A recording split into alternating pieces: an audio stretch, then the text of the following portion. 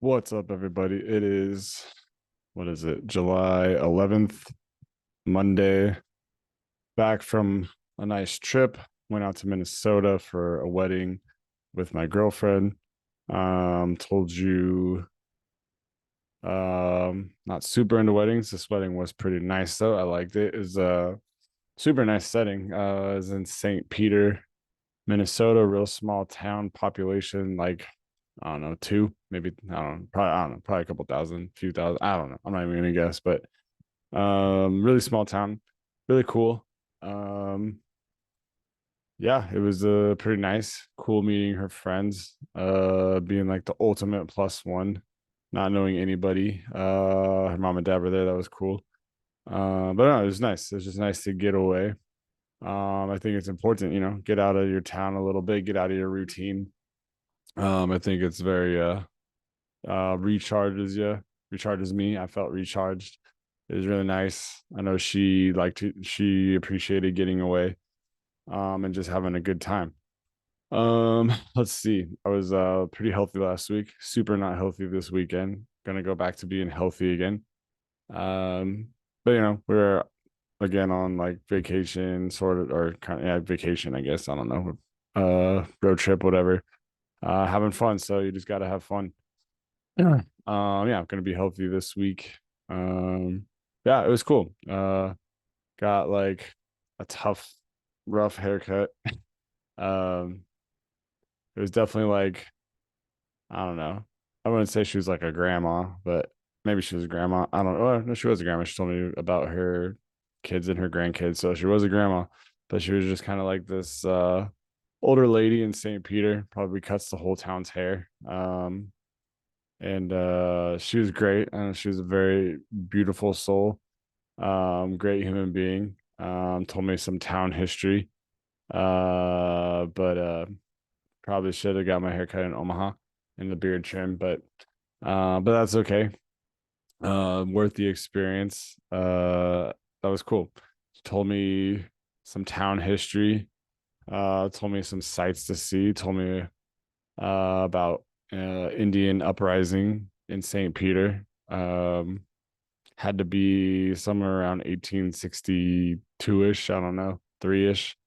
Uh, Only because I know she said something like Abraham Lincoln ordered the execution of a bunch of uh indigenous people. So just using history, uh, that's what I got from it. But that was kind of I don't know, interesting. I guess there's like every year they do like a parade out there to honor the lives that were lost. And just hearing different people in this town, like I mean, just like I only heard from like a few people, but just the different takes on it. Um, yeah, it's just truly history is subjective. Like I don't know, everyone puts their perspective on it, just like the truth is always just a matter of perspective. Um, that is just the way it is.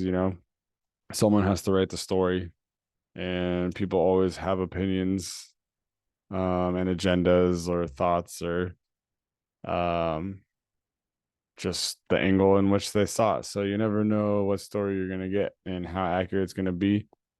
So when people are uh having trouble, I don't know, trouble agreeing on something, I would just say the truth is always in the middle. Just, when you're arguing with somebody or you see people arguing, just the truth is always in the middle. That's just the way it is. And yeah, reality and perception are very different things. And perception is everything, really. I mean, that's going to be your individual reality, and just try to be open to other people's perception and open to what the truth might be. But I don't know. So yeah, St. Peter. That was cool. I love small towns. I love Minnesota and driving through all the little small towns and everywhere in between, like where we were in Omaha. Like small towns are just cool. There's always a lot of character, just in all the individual houses and the streets and the people, and it's really cool. I like them. Don't know if I'd want to live in a small town. I could see how it might get a little bit boring, but it'd be great, if you want to be like I would love to be like an author or a writer, and it just to have a lot less distraction, I suppose. So it'd be great in that sense, but um I don't know. Maybe it would be cool. I don't know. It'd be cool. I don't maybe, yes, no, who knows? I don't know. Uh I just can see the appeal to it though, but then I can also see the challenges. But yeah, back to work now. Nothing crazy. A nice day back. Saw a couple clients, always good. Um, we did a refresher, I guess maybe a training, but I would call it a refresher about empathy. That's always something interesting to think about, empathy versus sympathy, and everyone kind of has their thoughts on that. And sympathy's kind of become this word that people steer away from, and practice they steer away from. Um, I think it's because it has like a couple definitions, and so it just kind of depends on what definition you accept. Like sometimes it's like kind of taking a stance of like pity. But sympathy, I think, also can be defined as like something where you have like a shared history with somebody.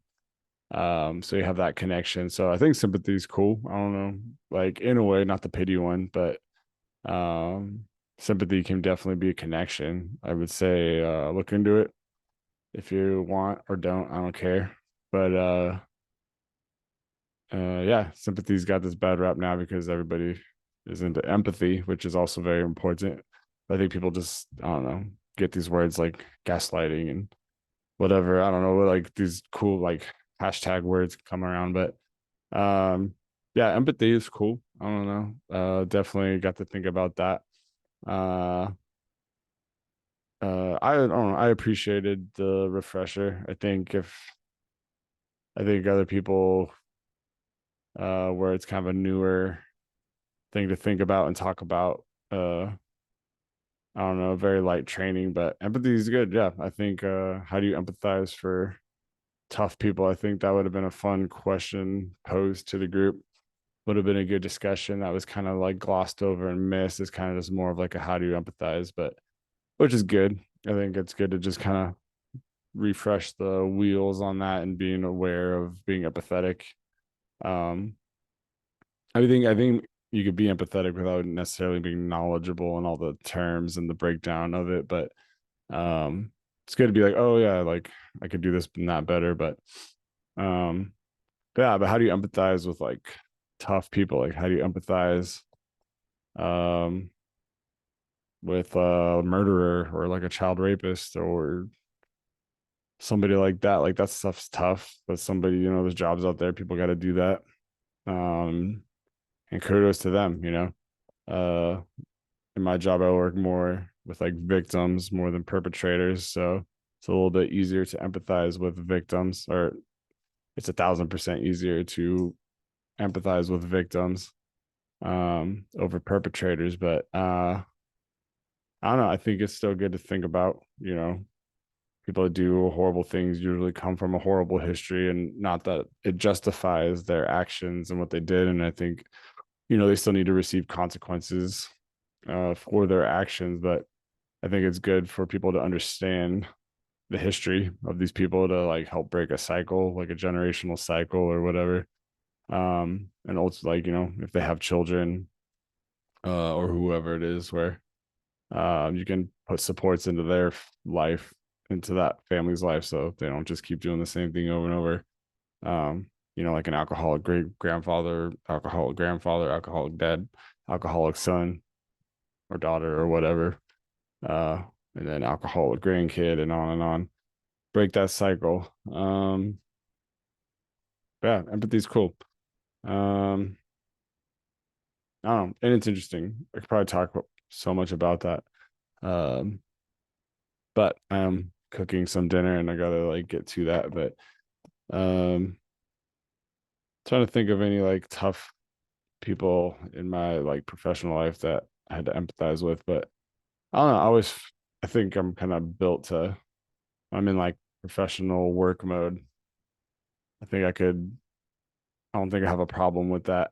Uh, just being able to take a step back and realize, um, everybody has their shit. Everybody has their demons and struggles. But I say that I go to work and I can slow down and empathize, but on my way to work, I don't know, driving in rush hour traffic, calling people dumbasses and like I don't know. So it's like a switch I gotta flip. I would like to believe I'm like an empathetic person. I think I am to some degree, but not when I'm driving. That's tough. Even though I'm not like an angry person, but uh yeah. I mean, I guess that's kind of funny.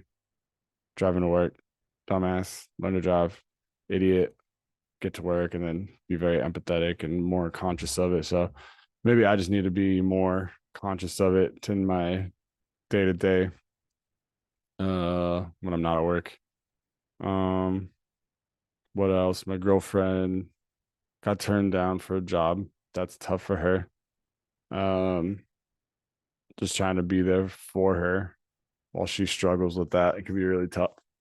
Um, yeah, I know she feels kind of stuck where she's at right now. Tough hours, opposite my hours, really. So it's hard to hang out. And then that could probably be a whole nother discussion. But yeah, just trying to, I can see how she's going through the struggle and the emotions of that, feeling stuck, processing it, trying to figure out her thoughts and make the best of what she's doing now and keeping positive when she really wants to try to move on to something that's going to help grow her and her career. Uh, yeah, it's tough. I think in my personal life, I would say, I don't know, I've talked about before where you just never know what's around the corner. And I think I just got to always remind myself of that. And I tell her that um, without trying to like tell her to just feel better. Like I want her to experience her emotions and process her thoughts and come to her own like kind of conclusions about everything and all that. But yeah, for me, it's just like I give up trying to know what's gonna happen next. But somehow I got lucky in life. I'm with her. She's amazing. I have a great, amazing job. I have a great, amazing family, and I'm in a really good place in life. And doing a job I didn't even know existed. I had no idea about it or I would ever get there. And yeah, here I am. And I got the best job I've ever had in my life. And so I just trust for me, I trust, I give my life to like I trust God and um my put my faith in that I don't know what's going on. It's all him. Like I'm just here for the ride. Like I just do my best to be a good person. And I think when I was like the most miserable in life is when I thought like I knew like I had my plan and I knew what I wanted and I knew what was best for me. And um yeah, I don't know like what was best for me. Like I wanted to be like a rock star and just doing drugs and be drunk and bang a bunch of girls. And I thought that was like the best thing for my life. And uh it most definitely was not. Fizzled out. Got sick of being sick and tired of being tired. And got back to school and still didn't know what I wanted to do. Went to school, wanted to be like a pilot. That didn't happen. Worked at, wanted to do airport operations.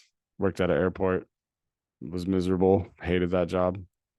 Um, and then for no reason whatsoever of my doing, uh, I just stumbled on working with people in nonprofits and things like that. And my first job being like drug and alcohol counseling. Um, where I once I did, I could never go back. And then now I hear him today, uh, like after multiple other like agencies working in like anti-trafficking and things like that. Um, and but I had no reason find like I just literally stumbled into that field and I just have to trust like, that was like God's plan that was out of my control. I think I just kind of like gave up my like, searching in that moment, just accepted the fact that I had no idea what I wanted with my life and I just literally fell into it. Like I just had no idea it existed, and boom, there I was, and that's where I've stayed ever since. Um and then that's just how I kind of do my life now. Like all the jobs I kind of progressed and advanced into, literally every job I didn't know existed. It just kind of like was presented to me, and uh I kind of just went forward and not just kind of blindly.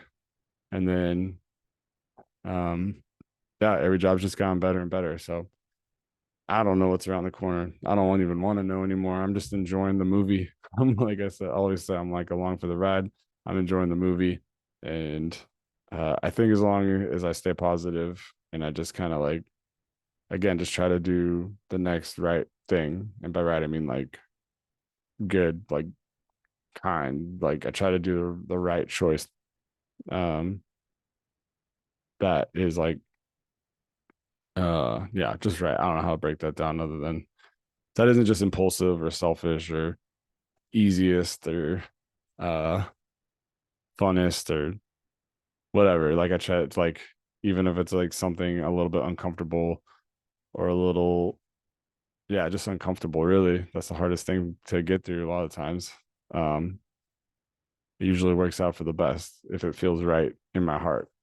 um so yeah, I'm gonna go because I'm hungry, and I will leave you with I don't know, if something has just been on your heart that is a little bit uncomfortable, um, or a lot of bit uncomfortable, just go for it. And if you do your damnedest, you do your hardest, and it doesn't work out, then you're still gonna get wisdom from it. You're gonna get experience from going for that.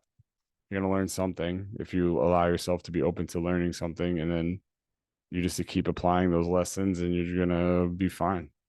And then you're gonna end up somewhere you did not even know, uh, doing something you had no idea, and you'll love it, and life will be good, or it won't, or it'll suck. I don't know, or it's all just like BS that I'm saying. But for the most part, I think I believe in that. So, later, that's all I got, and peace.